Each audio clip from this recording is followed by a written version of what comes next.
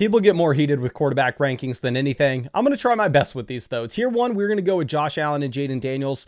Now, with Daniels, you actually saw a higher rushing ceiling from a yardage perspective in year 1 than what we have had through Josh Allen's entire NFL career, where if you're going to go ahead and you're going to look at Josh Allen capping out at 763 rushing yards back in 2021 as a career high, Daniels was up at 861 this past season.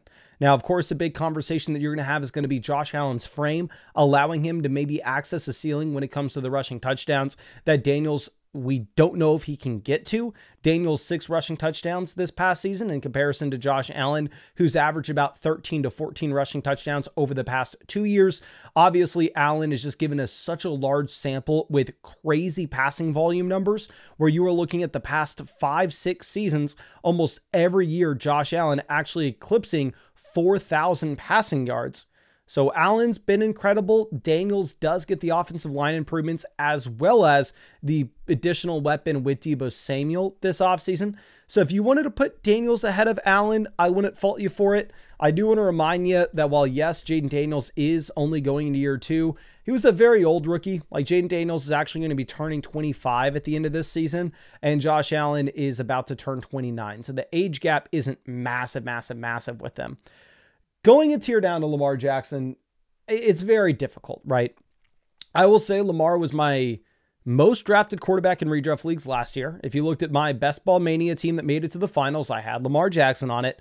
I absolutely love Lamar. Honestly, I think you can make an argument for Lamar Jackson to be the #1 quarterback in redraft leagues going into this next season. He's coming off a year where he just averaged 25 fantasy points per game. Josh Allen has never done that. He's coming off a season where he had 41 passing touchdowns. Allen's never had 40 passing touchdowns and only 4 interceptions. I would make an argument that Lamar Jackson actually should have been the MVP over Josh Allen. If it wasn't for the fact that he's already won the award multiple times, I bet he would have. Now, if you're looking at Lamar Jackson, you have the consistent rushing upside as well, where Lamar has 6,100 rushing yards through his NFL career, despite playing fewer games than Josh Allen as well. So if you're looking at the raw fantasy points, I am not going to fault you not only for having Lamar in the same tier as the top 2 quarterbacks, but also I would not fault you for having Lamar Jackson as the QB1 overall.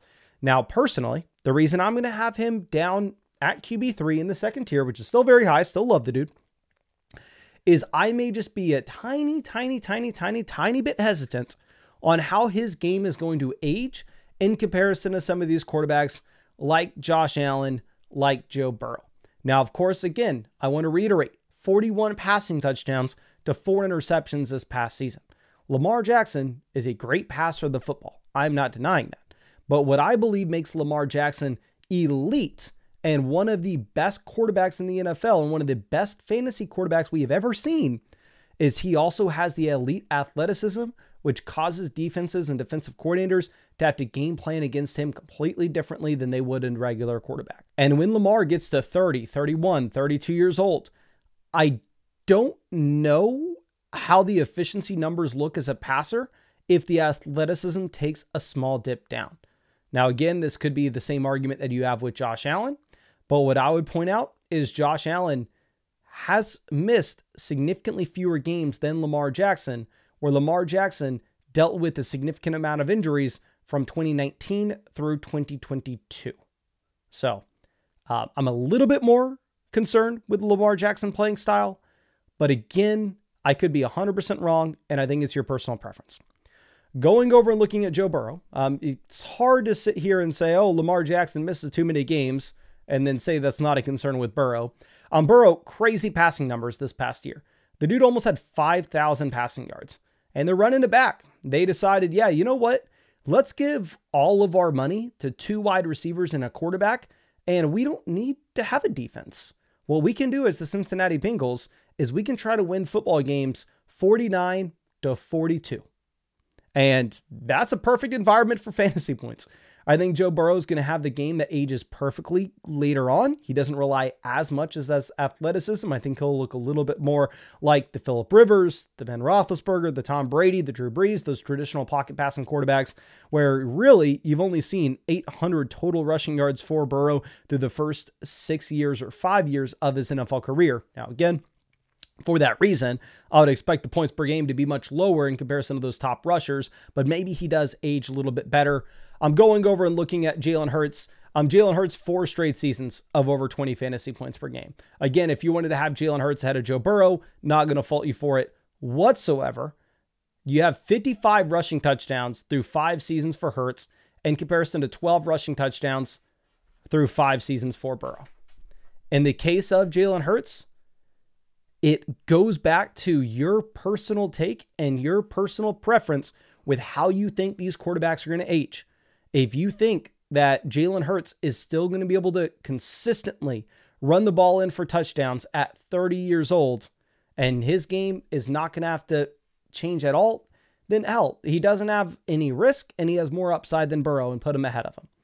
But I would just be a little bit hesitant to say it because I don't know how many examples we have seen of quarterbacks with that prototype taking that many hits. Or, I mean, hell, this past year he had 150 rushing attempts, the year prior 157, the year before that 165.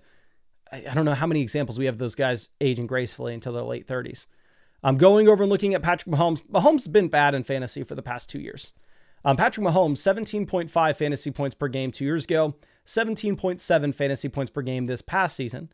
And if you're actually looking at the passing attempts, they have come down dramatically. Mahomes back-to-back seasons with fewer than 600 passing attempts. Now, with all that being said, Patrick Mahomes has a career fantasy points per game of 21.7. That is more than Jalen Hurts. That is more than Joe Burrow. That is more than Lamar Jackson. That is more than Jaden Daniels. The only quarterback that we have talked about that has a higher career fantasy points per game than Patrick Mahomes on this list so far is Josh Allen. Now, of course, like I already said, he was bad the past 2 years. The Chiefs decided to be a rush-first offense that won football games by playing good defense and having Mahomes do Mahomes things, particularly at the end of the game. Just because that was the scheme for the Kansas City Chiefs over the past 2 years with the personnel that they had at the time does not mean we will never get back to seasons where Patrick Mahomes is sitting there with 600 plus pass attempts, that Patrick Mahomes is sitting there with 40 plus passing touchdowns. We've seen it. It's in the range of outcomes. He's the best quarterback in the NFL. He doesn't have the same rushing upside as those other guys, but I would make the argument that honestly, he may age better than what you're looking at with those other quarterbacks in comparison to Jalen Hurts, et cetera, et cetera. And honestly, one of my favorite early round picks is if you're in a super flex draft and you can get Patrick Mahomes as a mid to late second rounder because people are scared off the points per game not being anything special over the past 2 seasons, I am 100% targeting him there because if you think through this logistically, if Mahomes puts up yet again one of the worst fantasy seasons of his NFL career, like he has over the past 2 years at 17.5 and 17.7 fantasy points per game, if he scores 17.5 fantasy points per game this next season, where do you think he'll be valued in dynasty startups next offseason? Probably as a second or third round startup pick. His value floor is just going to be crazy high because of who he is. Now, I think probably what people are going to begin to get mad at us for is not having Drake May here. We'll talk about Drake May in a second. We're going to go over to Caleb Williams. Now, here are my priors with Caleb versus May. And I know I'm going to be lower on May than most people here. So just let me throw this out here. Most people viewed Caleb Williams as the better prospect coming into the NFL draft. I would say that there were very, very few people that were ranking Drake May ahead of Caleb Williams really at any point of the process. Caleb Williams goes to Chicago with a dysfunctional coaching staff. Drake May goes to New England with a dysfunctional coaching staff and a horrible supporting cast around him. Caleb Williams puts up 20 passing touchdowns to 6 interceptions. May puts up 15 passing touchdowns to 10 interceptions. Caleb's up averaging about 15 fantasy points per game. Drake May's averaging about 13.6. It really doesn't matter what you're looking at. Quarterback rating about the same. Fantasy purposes, Caleb is the better fantasy quarterback in year 1 than Drake May. The priors had Caleb as a better fantasy quarterback than Drake May coming into it. If you look at the change that we've had for both of these teams this offseason, while yes, Drake May's situation has improved. They bring in Mike Vrabel. They bring in Stephon Diggs. I would make an argument that the Chicago Bears also dramatically improved Caleb Williams' situation where they aggressively improved the offensive line and they bring in Ben Johnson. And I would say that Caleb has Rome Odunze going into year 2 and DJ Moore still in his prime.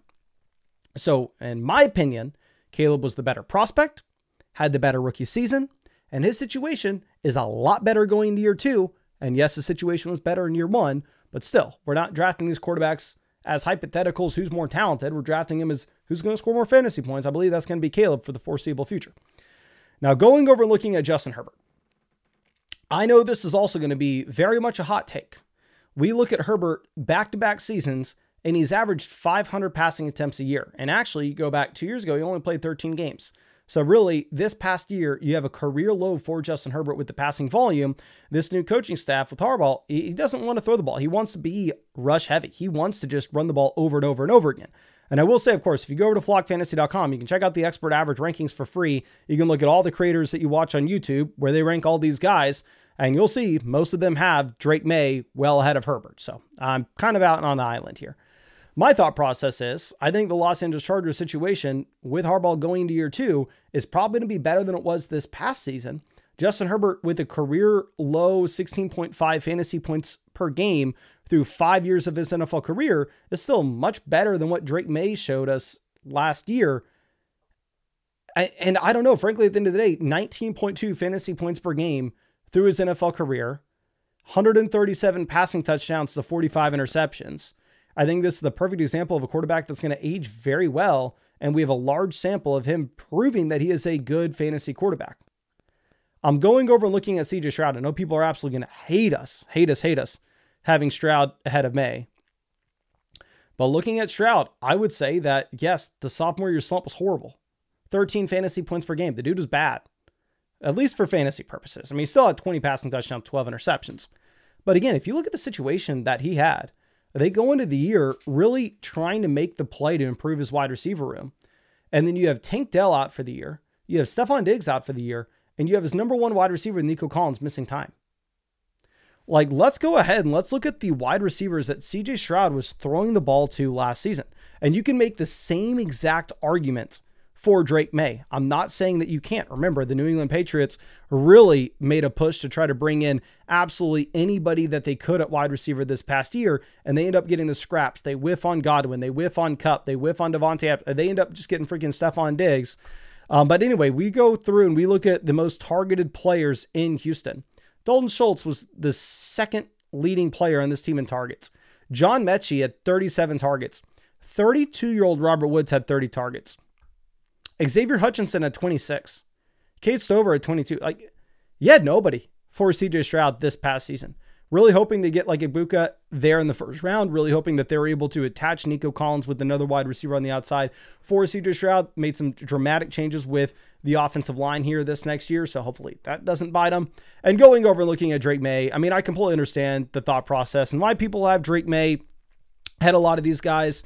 Drake May flashed in a big time way. Not only did he flash in a big time way, but at the same time, you're looking at a quarterback that gives you rushing upside. He flashed in a rookie season where he had a horrible situation surrounding him. But again, 6.7 yards per pass attempt, 15 passing touchdowns, 10 interceptions. I don't want to sit here and act like Drake May had anything close to the CJ Stroud rookie season.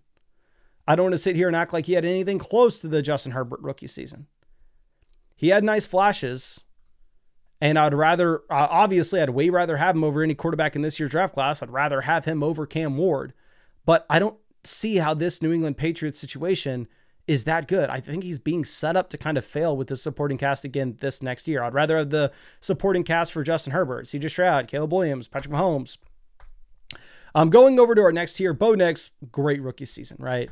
Bo Nix, maybe the kind of the same concern that you have with Jaden Daniels. Not so much a concern, just something worth pointing out is Bo Nix is 25 years old, right? I mean, Bo Nix played a ridiculous amount of games in college, so expectations for Bo Nix coming in was, hey, he should be pro ready. 100% he was pro ready. He had 33 total touchdowns and 12 interceptions. He had 18.7 fantasy points. He actually averaged more fantasy points per game than Patrick Mahomes this past year. Looked phenomenal. The only thing is, again, I would make an argument that this situation in Denver probably not going to be great. If you look at this depth chart right now, you have Cortland Sutton, but beyond that, I mean, you are going to have just some absolute bums that he's throwing the ball to, which, I mean, he had to deal with this past year, right? It's not like this season he had a phenomenal situation and it's much worse.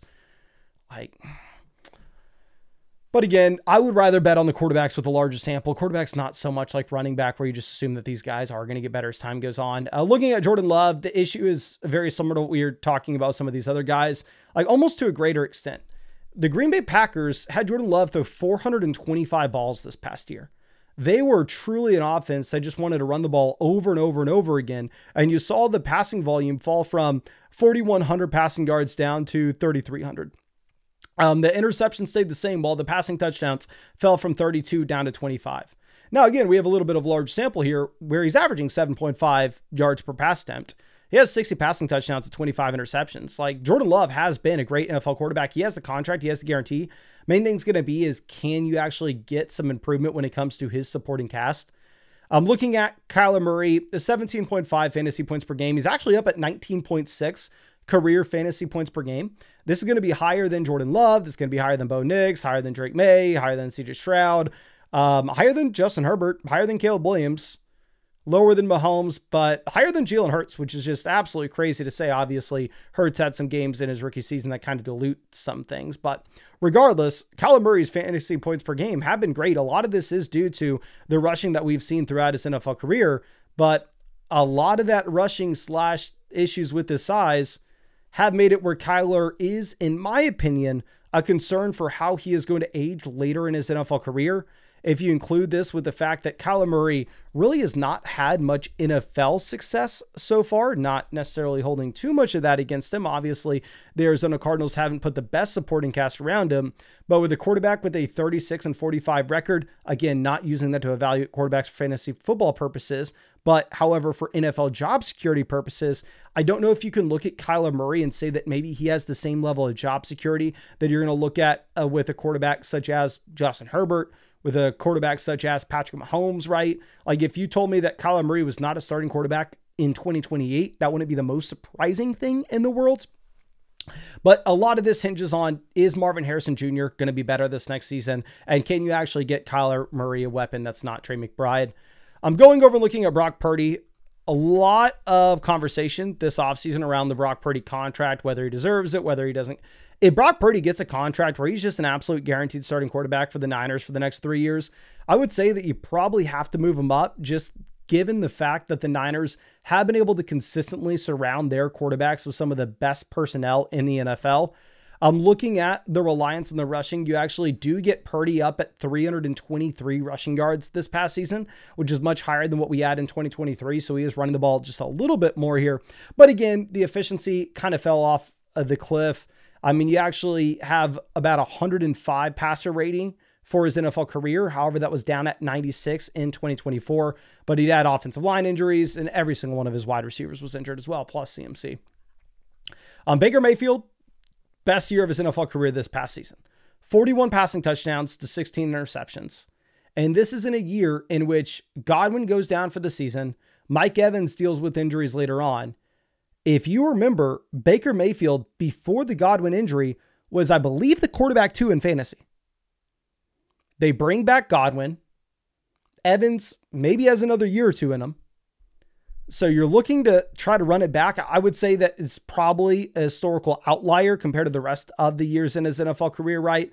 I would imagine that you maybe get a little bit closer to that 16, 17 fantasy points per game, which were his second and third best seasons of his NFL career, dating back to 2018 in comparison to the 21.5 fantasy points per game.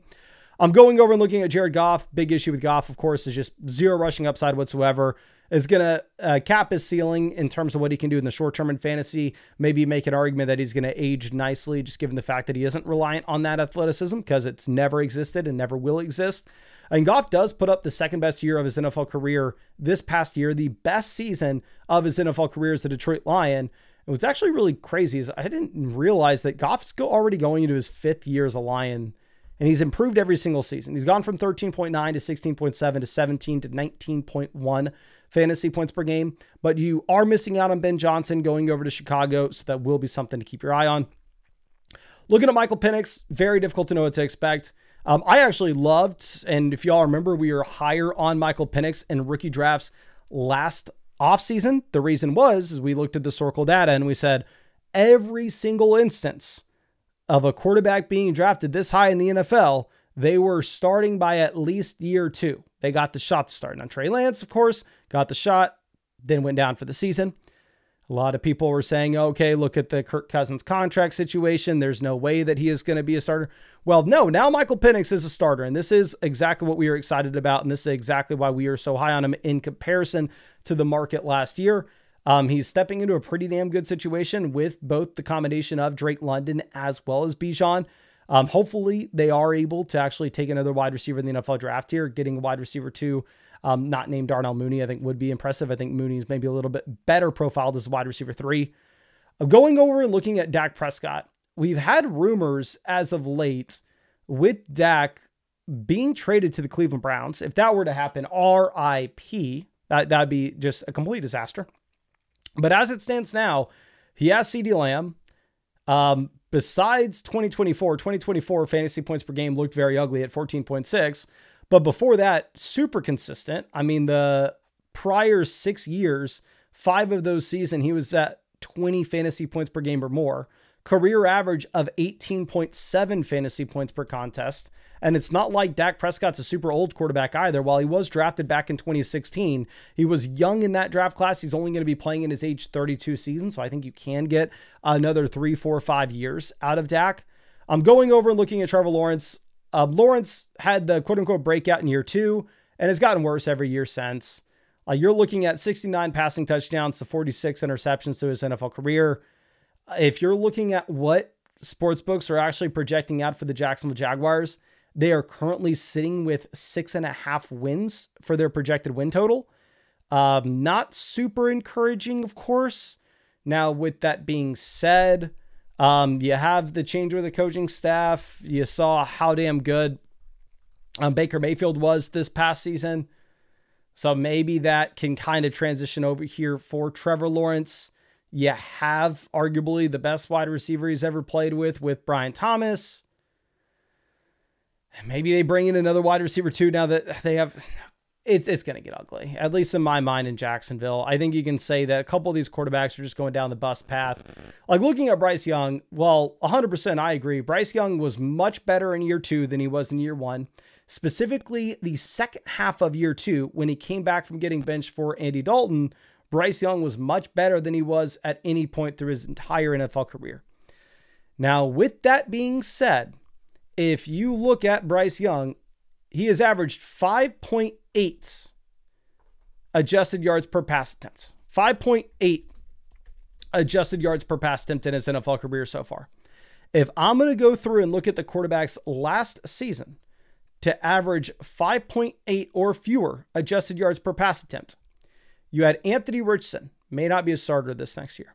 Daniel Jones may not be a starter this next year, but one of them is going to start. Mac Jones, not a starter this next year. Gardner Minshew, not a starter this next year. Then Bryce Young. Will Levis, not a starter this next year. Cooper Rush, not a starter this next year. Jameis Winston, not a starter this next year. So out of the 1, 2, 3, 4, 5, 6, 7, 8, the bottom 8 quarterbacks in adjusted yards per pass attempt this past season, really Bryce Young is the only guy you can say is going to be a starting quarterback. Right above that, you have Drake May in his rookie year. But again, those guys like Drake May, Caleb Williams, you can cut them some slack, right? Just like you could do with Bryce Young in 2023. This year, in 2023, the only quarterbacks that were close to him in adjusted yards per pass attempt were Mac Jones, Joshua Dobbs, Sam Howell, Zach Wilson, Kenny Pickett, Aiden O'Connell. None of those quarterbacks are starters anymore.